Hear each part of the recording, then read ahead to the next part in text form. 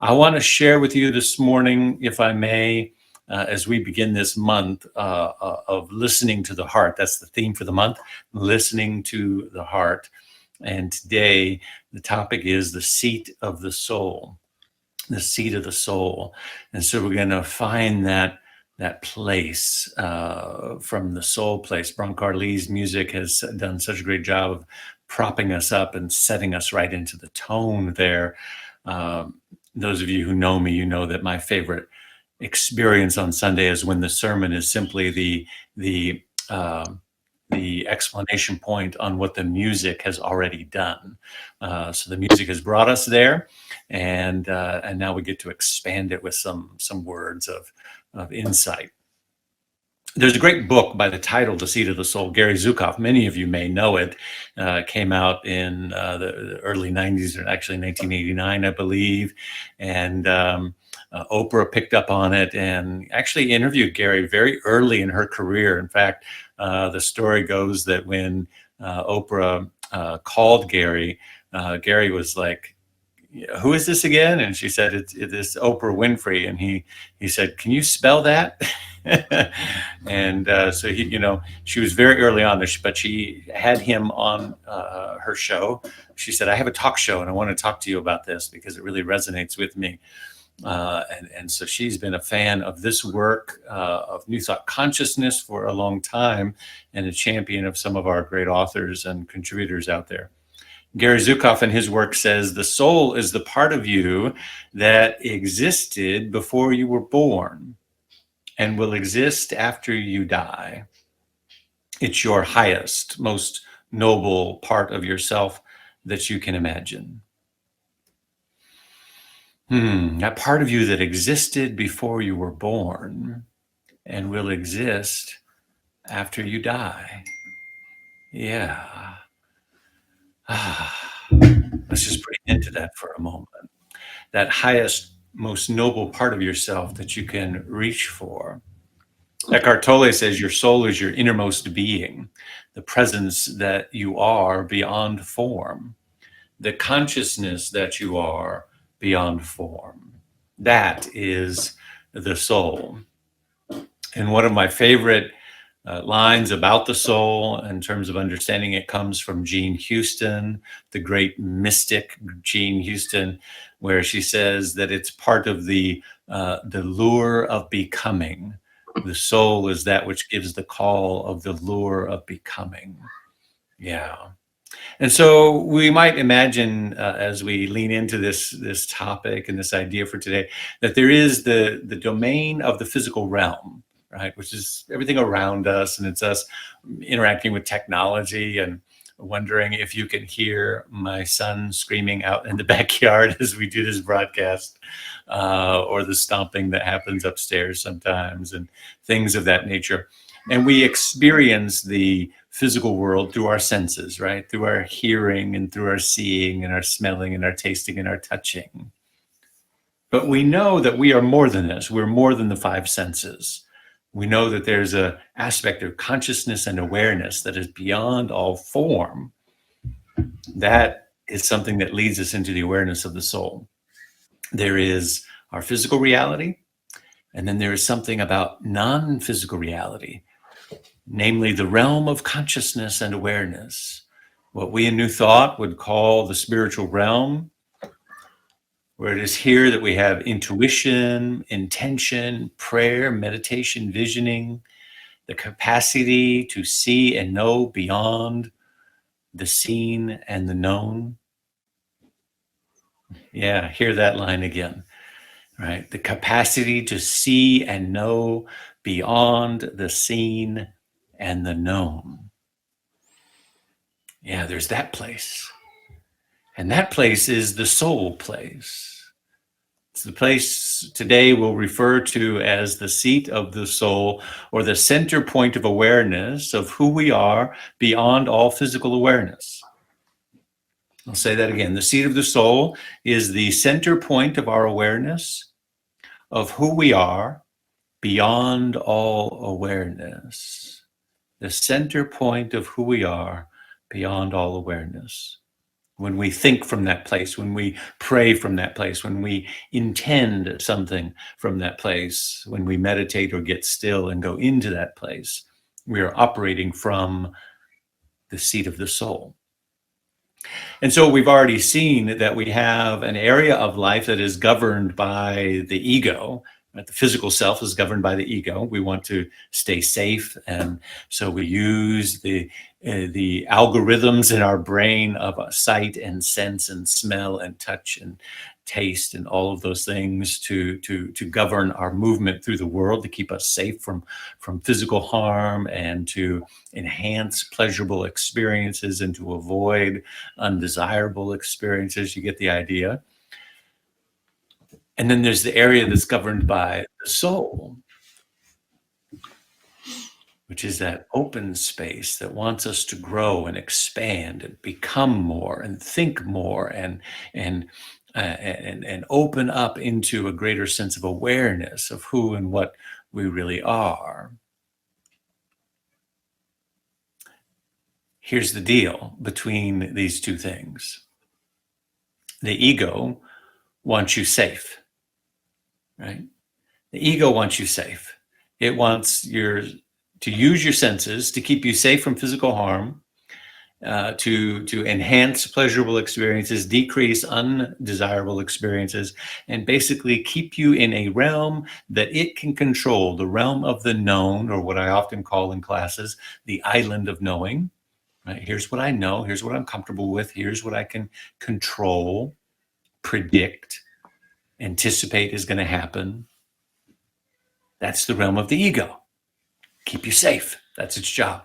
And it does a good job primarily for us, right? So the ego wants us safe. However, the soul wants us free. The soul wants us free. It wants us emancipated. It wants us liberated. It wants us to be emancipated from discord of every nature, as Ernest Holmes would have said, to be fully expressed into our unlimited potential.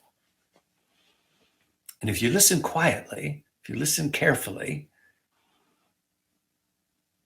you can hear it. Even now, you can hear your soul calling you forward. The way that the sunlight calls the seed forward out of the darkness, right? And eventually something breaks through and emerges. And so this sets up this idea that the ego wants us safe and the soul wants us free. It sets up a dynamic of potential conflict. And there's a name for that potential conflict. It's called life. It's just living. Living in the human experience is the intersectionality of that potential conflict between the desire of the soul and the desire of the ego. But it doesn't have to be a conflict if we learn how to manage it, how to listen, and how to develop our capacities. When we attempt to master the realm of physical reality, our ego will be in charge and drive the process and seek to do a very good job. And we will think that that's all that life is until that realm lets us down. The other day, this is an example for you. The other day, I was on a walk in a park, keeping our social distancing, but we go to a park nearby where there's like about a 2-mile loop, and it's up and down, and we can run, and William's in the stroller, and we have a great time. And on this particular day, I was having a lot of fun with William, jogging on the trail and exploring and all of these things. And I would get ahead because I was walking or jogging, and then he would stop and rest and wait for his mom, and I'd get ahead and I'd run back. And so I started getting even more playful, and I started running backwards, jog backwards back to where they were. And Mama was filming it, so I wanted to have this kind of fun time lapse, thing going on. And so we were just having a good time. And I was jogging backwards at one point, and I accidentally ran into him. I tried to stop, and he kind of jumped to get out of the way, and I jumped to get out of his way, and we both went in the same direction. And so we collided, and he went down. Now, he wasn't injured badly. He was kind of scraped up by it a little bit on his palm. But the look on his face I shouldn't be laughing, but I want to share this with you because the look on his face was you could see the weights, the scales falling from his eyes, right? This notion that his father, who he loves, could hurt him Mm. was a new thought, right? It was like, what just happened? Why did you do that? And you could see everything rearranging in his conscious awareness. It was like, Wow. I didn't think that the world could hurt me like this, right? So we probably all had that experience at some level. We try to master the realm of the physical world until it hurts us. That first time we had a broken heart, loss of our first love, right? Or something of that nature. So our ego wants us safe, and it will, if you can allow me to say this, it will fight like hell to keep us in control, to keep you in control. Your ego will fight like crazy. How about that? To keep you in control. Your soul wants you free, and so it will break your heart as often as necessary to keep you cracked open. So your ego will fight to keep you in control, but your soul will break your heart open over and over and over again. And what our ego will do, will come in and try to repair the heart, close it back up, and keep everything safe and in control. And the soul will say, no, the point is to have your heart open. The point is to be vulnerable. The point is to be feeling with the world. The point is to be connected to something bigger than yourself. So let me break your heart again. And then the ego steps in and tries to repair it and patch it up and build up a bigger wall and keep us protected. The soul comes in and says, no, I want you open. I want you vulnerable. I want you in feelings. I want you connected with the soul of the planet and the soul of humanity. Let me break your heart again. Your soul will break your heart, crack it open as many times as necessary. And so the question to ask is, how many times must it crack open such that we may be able to see that there is so much more to who we are than what we see or hear or smell or taste or touch? That we are something eternal beyond our five senses. That's what the soul wants you to know. That's what the soul wants you to remember. And so you might see a divine formula working there in the cracking open. It's the breakdown of limited thinking, of what we think we are or what we think we're not, and the stretching open to the greater latent capacities that lie within us. Anytime you see that pattern happening, the breaking down, here's the pattern, the breaking down of what we think we are or what we think we're not, and the stretching and opening up to the latent capacities that lie dormant within us. Anytime we see that pattern taking place, that's the work of the soul. That's called soul awakening. It happens at the individual level, it happens at the humanity level. So we're seeing a soul awakening happening in the planet right now because we're seeing the breaking down of what we think we are, what we think we know, what we think works, and the constructs of the world and healthcare and the government and the economy and all of those things. Those are all mental constructs, as we were talking about last week.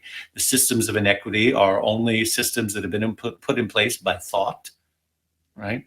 The breaking down of those things, and then the stretching into the capacities that we didn't know were there, the capacities for compassion, the capacities to reach out, the capacities to connect, the capacities to tap into things that we weren't tapping into before because we weren't required to, because our ego was in charge and it was keeping us safe. You follow what I'm saying? Yes? So now Ernest Holmes brings us into this amazing insight about the soul. He claims that the soul is a part of the subjective mind, or the subjective soil of spirit, law or soul and body. And that as part of the subjective, it mirrors the universal subjective or the universal soul. What does that mean? It means, in essence, that our soul, your soul, my soul, so to speak, is merely a portal through which we experience the universal soul, the collective soul. And because there is this underlying principle of oneness, this idea that there's only really one of us here, there's only one power, one presence, one divine, infinite energy or consciousness or infinite intelligence. Therefore, there's only one soul. So your soul is just merely a portal or a point of individuation into the universal, right? Which makes sense because the soul is always trying to get us to crack open and be part of something larger than ourselves, because the ego deals in the realm of me and mine, how I identify and separate and self-differentiate. And the soul deals in the realm of the one, the I am, the I amness, which is not separate. The I amness is the allness, right? Since there's only one power and presence, there's only one soul to awaken ourselves to. Ralph Waldo Emerson says it this way. He says, we live in succession, in division, in parts, in particles.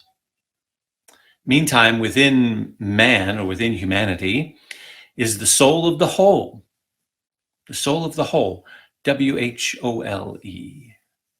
Meanwhile, within man, within humanity, is the soul of the whole, the wise silence, he says, the universal beauty to which every part and particle is equally related, the eternal one. And this deep power in which we exist and whose beatitudes is all accessible to us is not only self-sufficient and perfect in every hour, but the act of seeing and the thing seen, the seer and the spectacle, the subject and the object are one.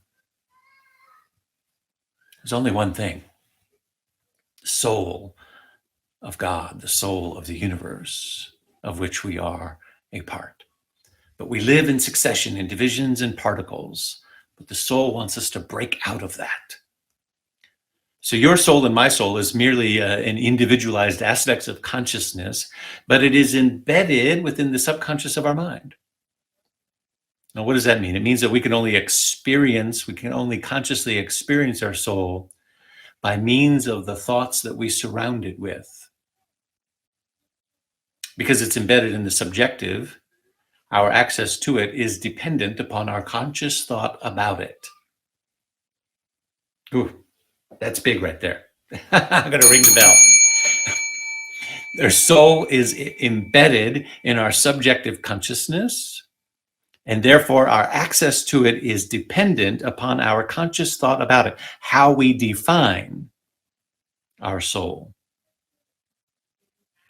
So as long as we define ourselves as individuals separate from the whole, then we can only experience our soul in the realm of the individual. But I've already shared that the realm of the soul is about the universal. It's about the universal I am.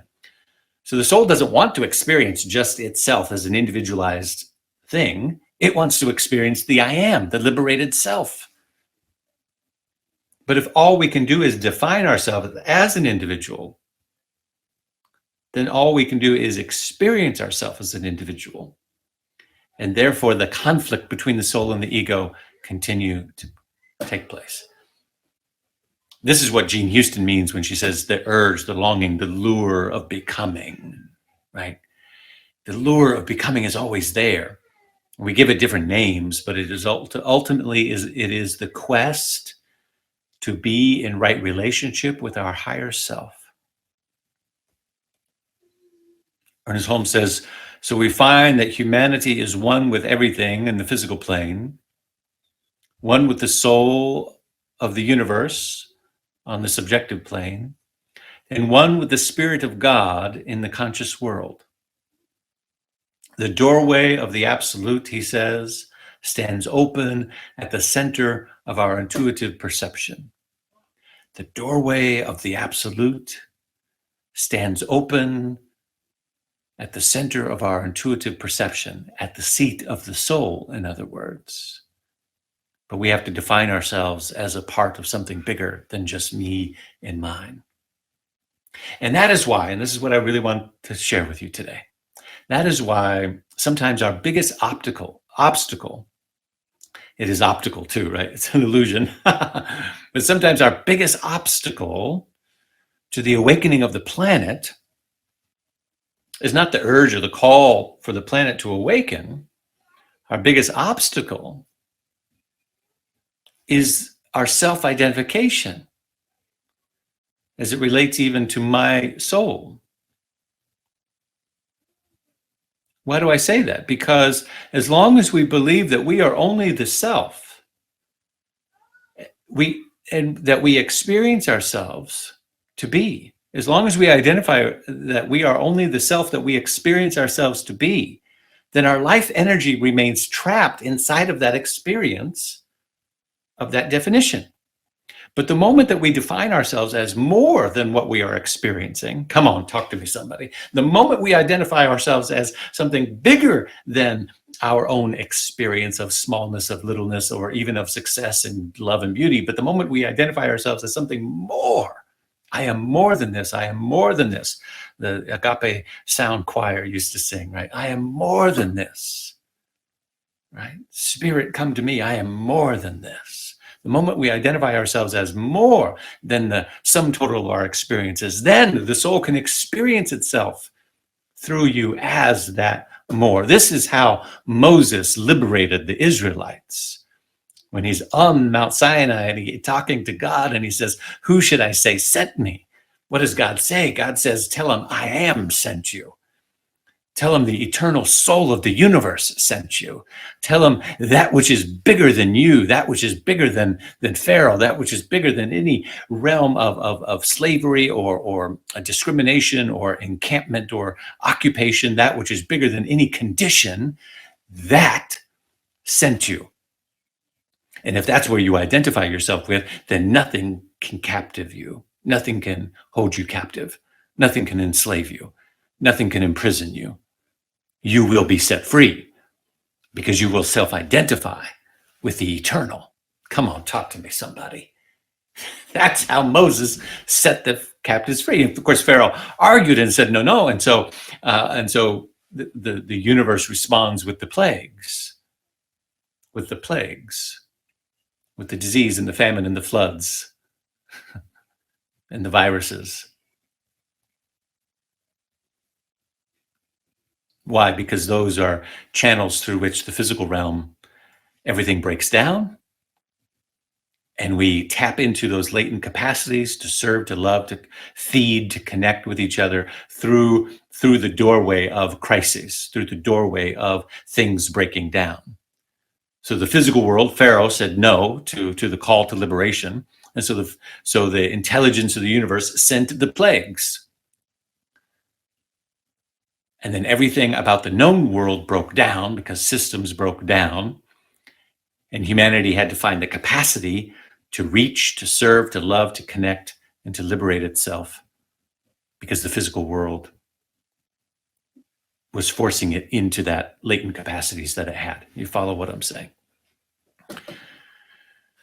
So this is why, and I'll wrap up with this, but I really want to bring home this final point with you this morning.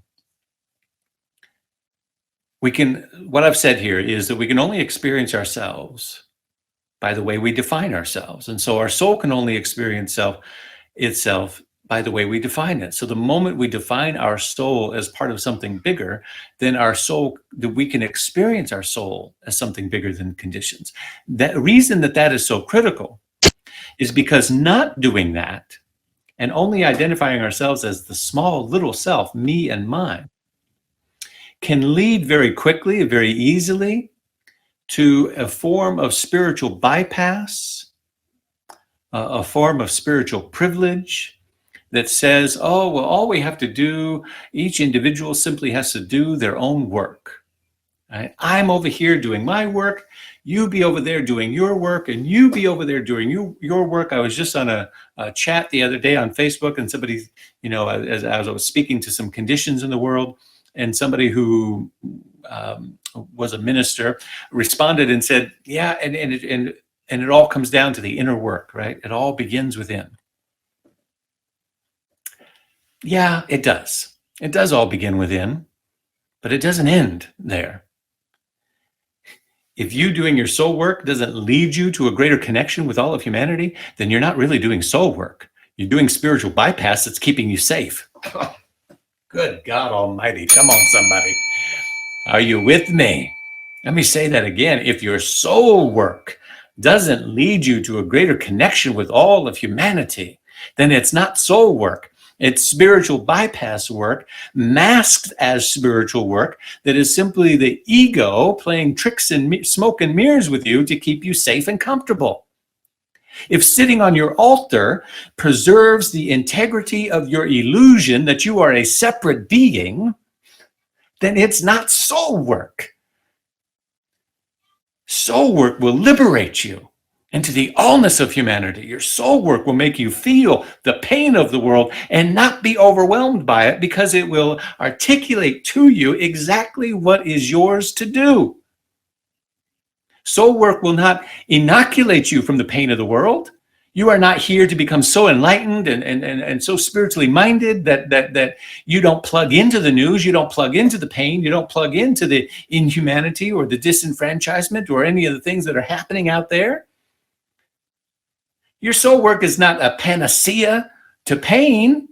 Your soul work is a doorway of liberation. And that liberation leads to the liberation of everyone. Why? Because there's only one of us here to begin with. So never, beloveds, get confused and think that we can just passively say, well, you do your soul work and you do your soul work and we'll all be fine. There is no your work and your work. There's only the work. It's the work of one soul trying to wake itself up through you and through me. And it requires each of us as points of individuation to do our work. Soul work is not about being overwhelmed by the pain of the world. It's about feeling fully and responding with, here's what I can do. Here's what I can do. Here's mine to do. Yes, the world is filled with pain and disenfranchisement and aches because the heart wants to break open. And I feel all of it. And yet I'm not consumed by it. I'm guided into exactly what is mine to do. And I know that it's enough because it's mine. That's operating from the seat of the soul. That's what we're going to explore throughout the month, next week by listening to the heart, and throughout the month of messages. End here for today. And we'll talk more about the soul and the awakening of the planet next week. I love you all. Thank you for joining. Please stick around. We've got more music coming and some dialogue and prayer that can be taking place. For now, I wish you peace and blessings.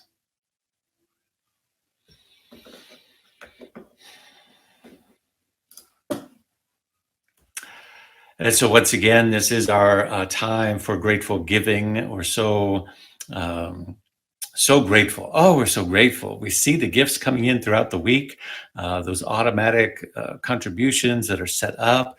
Thank you so much. And if you feel moved to give even deeper or more today, we're deeply grateful for that. If you are new to our community, finding us online today, we're deeply grateful for your presence. Every dollar counts. Every contribution makes a difference. And we are in this together. So thank you. Your contributions are supporting this spiritual center, continuing to adapt and learn in this time, to reach out and serve you in multitude of ways, and to bring us together to be even stronger. We still have bills to pay. We still have salaries and a mortgage. And when we come back together as a physical center, we are going to be stronger because we have come together in this moment. And this moment includes your tithes, your offerings, your contributions. So please make note of that phone number and the website and give from your heart. Let's do our giving affirmation together. It's going to come up on the screen here. Yes, take a breath. I live in a universe of abundance. As I freely and joyfully give, I join in the divine flow. And all that I share with life returns to me multiplied abundantly. And so it is. And so it is.